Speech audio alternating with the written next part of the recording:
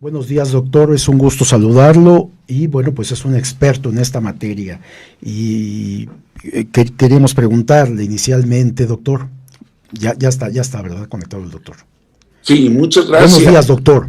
don Miguel, Erika, qué gusto siempre, un placer y un honor, ¿eh?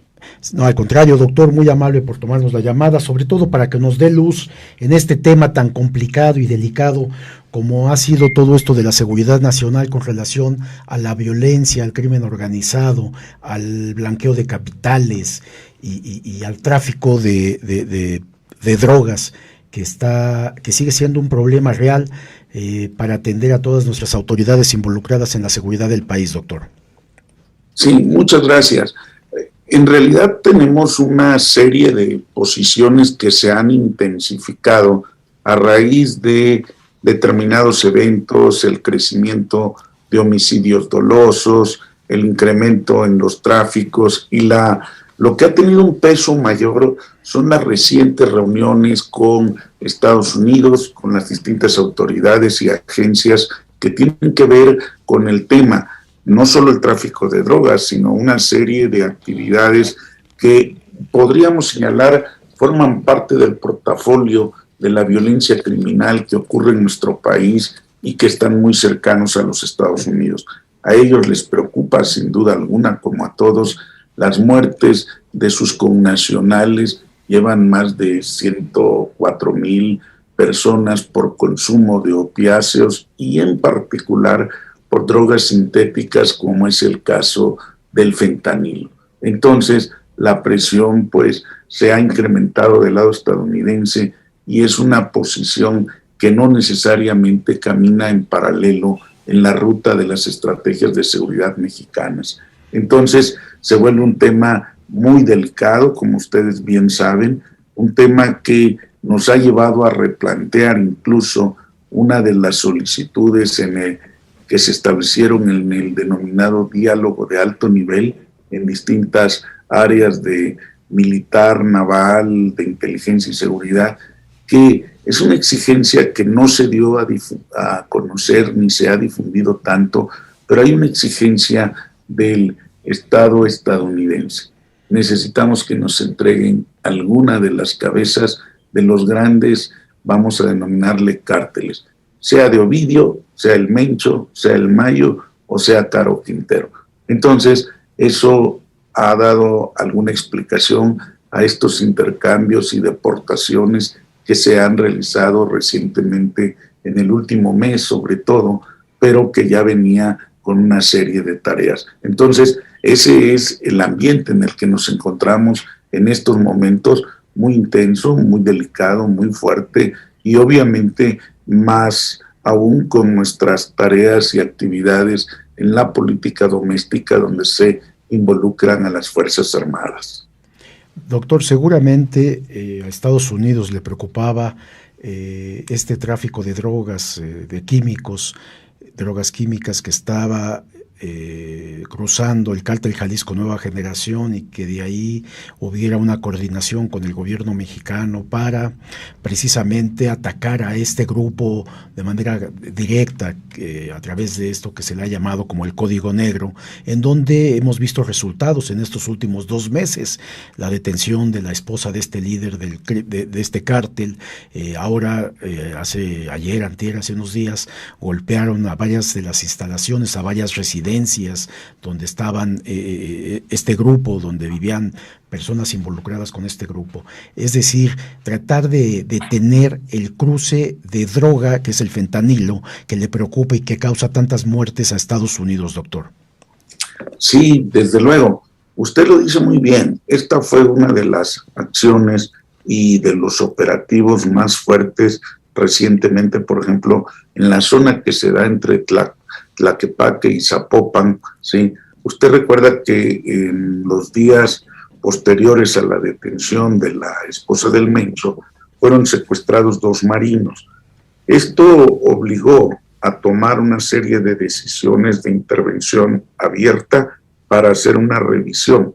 Hubo un operativo amplio, se mencionaron más de 400 efectivos en la zona que tenían que ver con la búsqueda, pero no solamente de los marinos que estaban ausentes, sino también para el reconocimiento de los lugares donde ya hay algunos indicios que participaban elementos del Cártel Jalisco. Algunos han sido ubicados, otros detenidos, suponemos que se darán a conocer pronto por el intercambio que hay en términos de la información, pero sobre todo por la lucidez que existió, y lo voy a decir en estos términos, de que el Cártel Jalisco, que había soltado ya unas notas de que habían fallecido estos marinos, finalmente fueron encontrados 2 días después, 3 días, en Puerto Vallarta. Es decir, hay una movilización que lo que hizo fue mostrar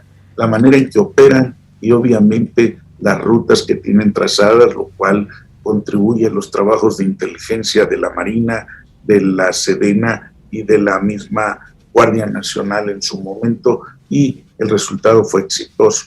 Claro está, el tema nos muestra que la operación que tienen es una operación abierta.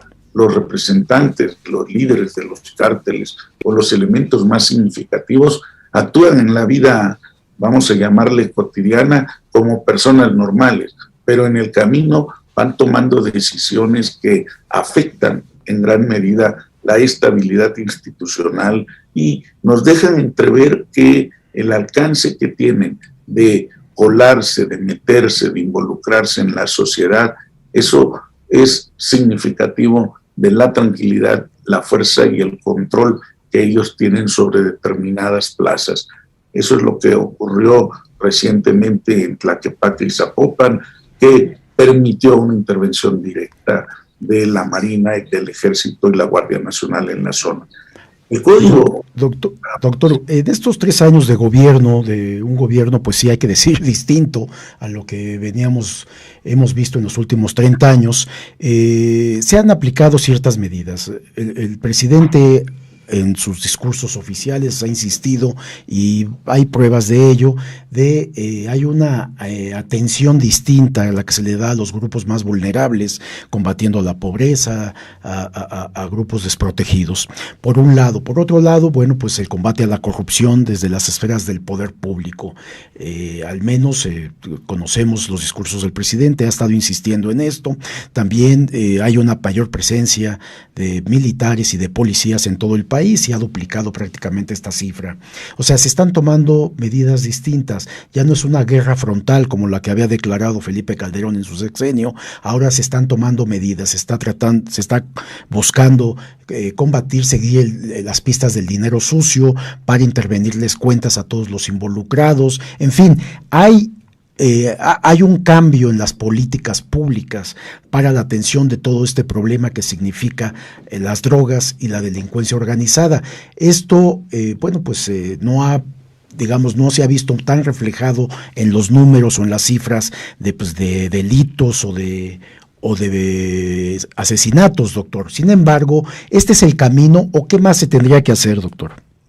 No, fíjese que las nuevas tesis que se van a presentar en los ámbitos de la idea de seguridad, desde que se plantea la Estrategia Nacional de Seguridad Pública, meses antes incluso de que tomara posesión el presidente López Obrador, hay una intención de atender lo que denomina el mismo documento las causas originales de la pobreza, la corrupción, la miseria, y obviamente la violencia y la delincuencia.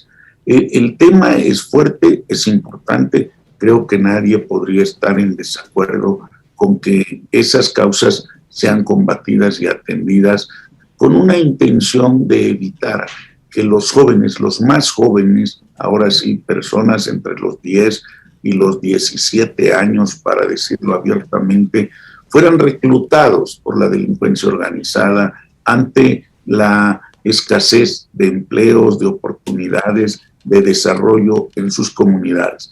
Lamentablemente no ha ido en paralelo este desarrollo, aún y a pesar de la intención de las becas o de los apoyos que se podrían dar a las familias o a las personas que están trabajando en el ambiente de lo que podríamos denominar el proceso, el fenómeno abierto.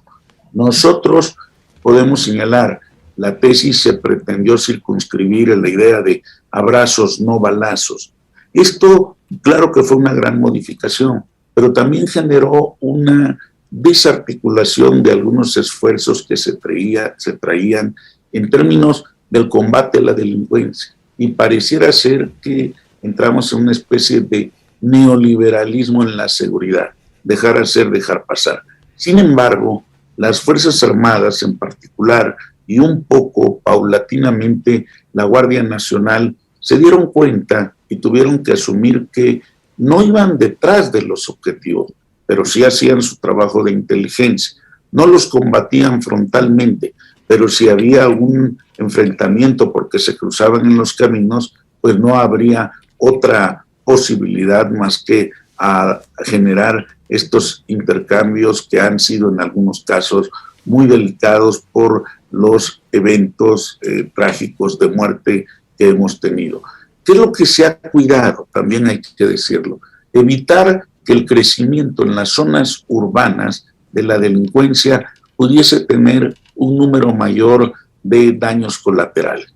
Quizás la experiencia más fuerte a raíz del combate al huachicoleo que emergió fue el caso de este personaje que fue detenido finalmente, conocido como El Marro, el líder de esta pequeña organización, bueno, ni tan pequeña, de Santa Rosa de Lima, que ustedes recordarán. Sí, entonces, estos elementos, fíjese que han tenido una movilización extraña y que coinciden con algunos actos. El presidente, creo yo, ha sido congruente con sus planteamientos. En muchos casos presenta paradoja y a veces hay una desconexión en las fases porque no se explican. Los operativos militares normalmente no se explican hasta después de los hechos, cuando ya se han tomado las decisiones y se hace este evento.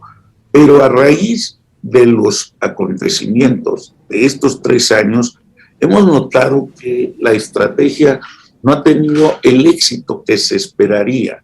Es decir, que no hubiese tantas violencias. Si no se le combate, no habría tantas violencias. Y a pesar de que podamos decir con datos más o menos fehacientes que en realidad los enfrentamientos se están dando entre los mismos cárteles por controlar directamente las plazas, hemos encontrado un elemento extraño de cómo participaban en la convivencia entre las autoridades locales y los representantes de estos cárteles, que lograron penetrar hasta cierto punto. El caso más encomiable, que lo diga así, perdón, pero fue el caso de la Barbie, que usted recordará. Sí, cómo no. Un doble agente o una doble personalidad o un agente estadounidense infiltrado entre las redes de la narcodelincuencia, pero que eso no soslaya que haya cometido delitos en nuestro territorio con alta violencia, nos puso en una situación de tensión también frente a Estados Unidos. Es decir, tenemos que entrar, o tendríamos que entrar, lo cual se complica un poco, en una casuística de los distintos eventos de Sonora hasta Chiapas en este momento. Y mire, creo que las posibilidades que yo observo en lo que usted comentaba es, bueno, no podemos hablar de una militarización en el sentido tradicional, por una razón. Los militares no están pidiendo que le otorguen determinadas atribuciones. El poder político, el poder civil, le ha ido otorgando al poder militar este tipo de atribuciones, de funciones, que en un momento determinado nos hacen ruido, debo decirlo, pero va en congruencia a lo que planteaba el presidente sobre la idea de las causas, sobre cómo atenderlo. Pero esas causas a veces no son tan explícitas como quisiéramos que fuera. Y esto o tan rápidas, doctor. Algunos, o tan rápidas. Y bueno, los resultados, desde luego, que ustedes conocen muy bien, es una manera de medir las políticas públicas, sus resultados, sus procesos y sus estructuras. Pero yo creo que no hay esa intencionalidad, cuando menos no de los militares, de intervenir en asuntos que podríamos denominar propiamente de los civiles, ¿no? Son relaciones, vamos a denominarle difíciles, pero creo que en este momento no tenemos esa situación. Sí, doctor, primero tendríamos que podríamos resumir esto diciendo, las autoridades tendrían que utilizar primero la inteligencia y después la fuerza, doctor. Sin duda, eso es una cuestión de principio y hoy día, en términos de los militares, es una cuestión doctrinaria ya. Es decir, se le está dando prioridad al manejo de la inteligencia para la realización de operativos militares. Muy bien, doctor. Le agradecemos mucho su participación, doctor Emilio Bizarretea Rosales, un experto en materia de seguridad nacional y, bueno, colaborador constante en entrevistas con Contralínea Periodismo de Investigación. Muchas gracias, doctor, por su participación. Muchas gracias, doctor. A la orden, don Miguel, doña Erika, muchas gracias por la oportunidad de siempre. Un abrazo a todos y a su generoso auditorio. Gracias, doctor.